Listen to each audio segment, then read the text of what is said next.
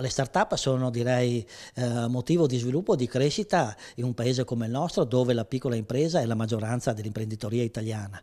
È motivo, direi, anche di sviluppo, perché c'è una sua creatività. Questi giovani, ovviamente, che vengono dalle università hanno delle idee nuove, quindi sviluppano le loro idee in queste imprese che possono ovviamente poi svilupparsi in realtà produttive, in società molto formate. Noi abbiamo tanti esempi di piccole di start-up che sono partite, che poi sono state acquisite magari da fondi oppure da grandi imprese proprio per la loro capacità. La digitalizzazione è diventata ormai un elemento essenziale dell'innovazione per le imprese. Ecco che le start-up diventano il valore aggiunto. Il presidente Pozza però esprime forte preoccupazione per quanto sta accadendo nelle commissioni di Camera e Senato sul futuro delle start-up nelle Camere di Commercio. C'è da parte dei notai un ricorso che in questo momento non permette la creazione delle start-up tramite le Camere di Commercio, con costi molto contenuti rispetto ai costi che potrebbero avere un notaio. Quindi io mi auguro che il governo, che sta predicando molto e promuovendo molto la digitalizzazione, faccia un passo indietro e riconosca